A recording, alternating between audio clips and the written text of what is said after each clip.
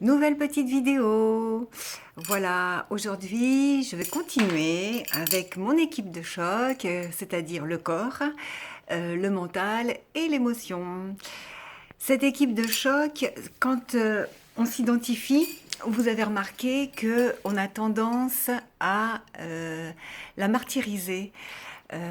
Forcément, avez-vous remarqué que nous sommes vraiment très exigeants et très durs envers nous-mêmes, ce qu'on ne fait pas du tout envers les autres. On les comprend, on est dans la douceur, dans la bienveillance, mais envers nous-mêmes, on est très très très dur.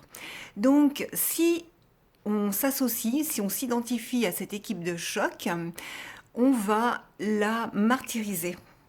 Alors que si vraiment on parle de notre équipe de choc à la troisième personne du singulier, qu'on détache de nous comme une équipe, comme des amis chers et sincères, hein, cher corps d'amour, cher ami, chère émotion d'amour, cher ami, cher mental d'amour, cher ami, eh bien, tout d'un coup, on se décroche et là, on va pouvoir parler. On va pouvoir non seulement parler, mais les écouter, les comprendre, les reconnaître et être leur porte-parole, faire et être ce dont ils ont besoin.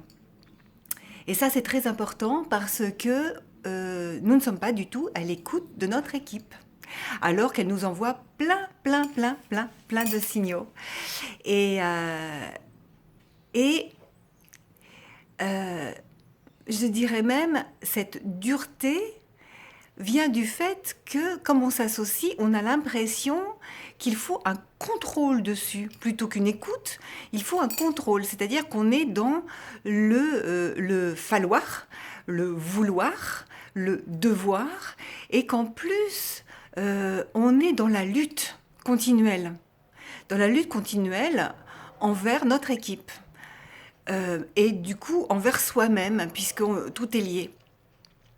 Et tant qu'on est dans la lutte, eh bien, on en paye les conséquences. C'est-à-dire qu'on a des émotions très fortes qu'on ne comprend pas.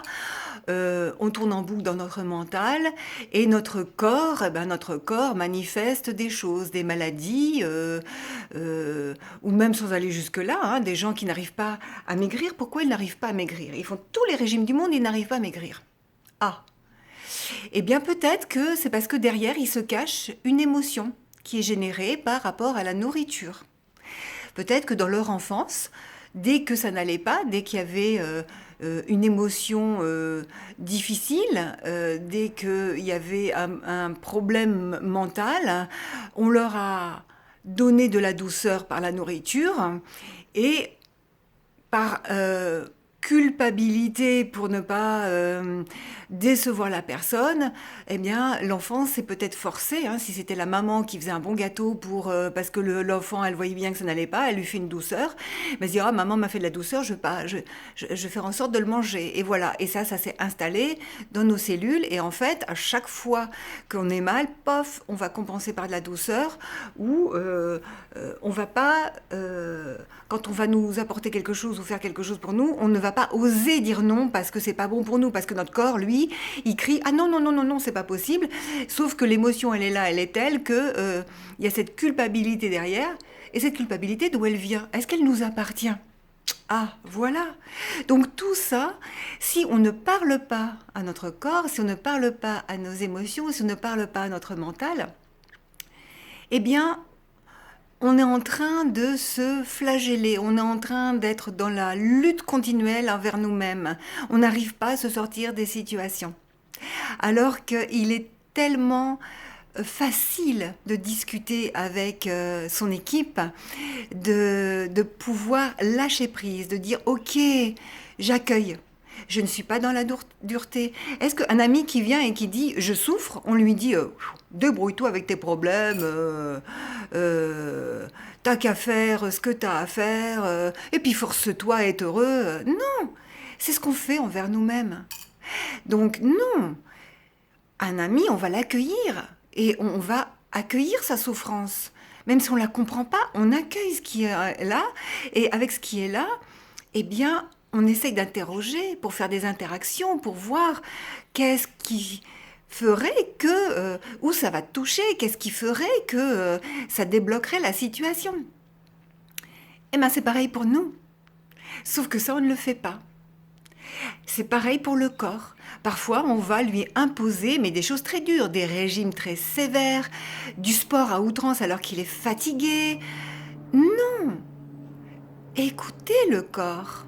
Oui, il faut qu'on s'occupe de lui parce que c'est notre véhicule. Il a besoin qu'on l'écoute, il a besoin qu'on l'entende. Oui, il a besoin peut-être de faire du sport, mais quand il en a besoin. Pas j'ai décidé que, et puis malgré que je sois fatiguée, malgré que j'ai des douleurs, je le force et je me fais violence, comme on dit. Je me fais violence, on le dit bien. Voilà. Ça, c'était ma petite vidéo du jour.